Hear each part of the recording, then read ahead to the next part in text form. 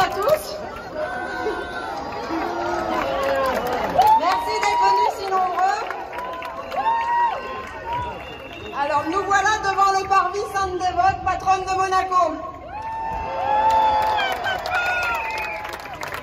Un lieu symbolique et une église chère à nos cœurs de monégasques et de résidents.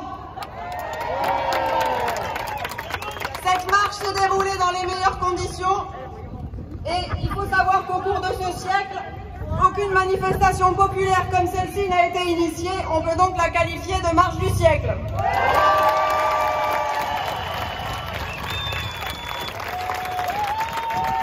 Je vais essayer d'être brève parce que je pense que vous êtes peut-être fatigués. Tant mieux! Gardez des forces pour les prochaines manifestations.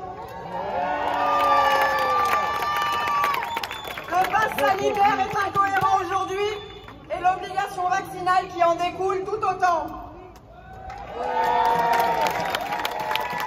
J'insiste sur l'obligation vaccinale, car la vaccination doit rester un choix libre et non une contrainte, voire une menace.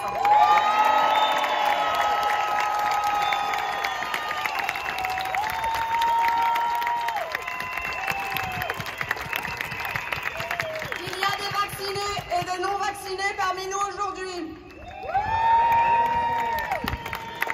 76% de la population éligible à la vaccination est vaccinée à Monaco, mais la légende de la vaccination altruiste pour protéger les autres a largement pris l'eau. Les récentes études et prises de parole de scientifiques à travers le monde laissent entendre que l'immunité collective vaccinale est inatteignable, que les vaccinés et les non-vaccinés auraient sensiblement la même charge virale et que les vaccins perdraient énormément de leur efficacité face aux nouveaux variants.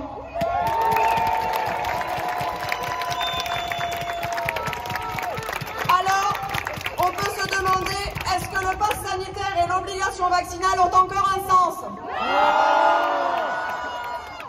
Car en effet, avoir un pass qui ne garantit ni l'absence de transmission, ni l'absence d'hospitalisation n'est plus légitime.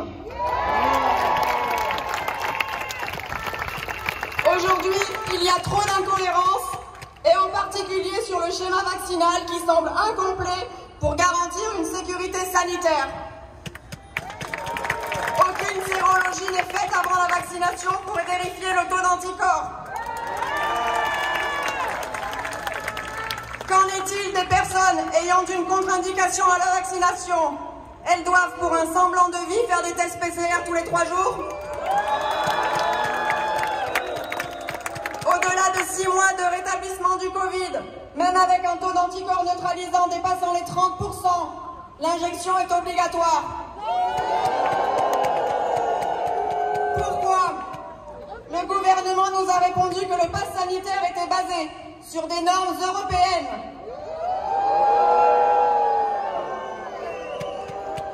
Notre santé dépend-elle de normes administratives européennes ou de données scientifiques?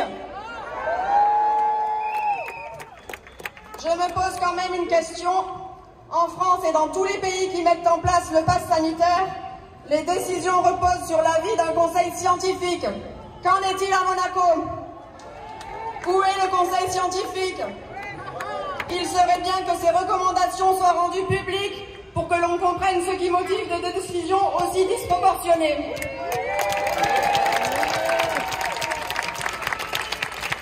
Aujourd'hui, au CHPG, il y a 2 résidents hospitalisés et 1 résident en réanimation.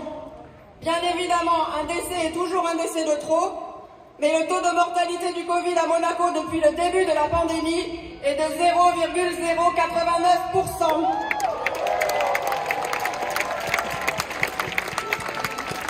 Alors, on nous incite à la vaccination, mais qu'en est-il des traitements?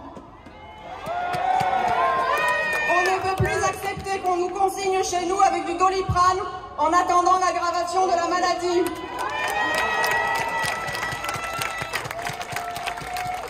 Nous avons d'ailleurs plusieurs témoignages de personnes symptomatiques ayant insisté pour se faire prescrire un protocole et qui de ce fait ne sont pas allées jusqu'à l'hospitalisation.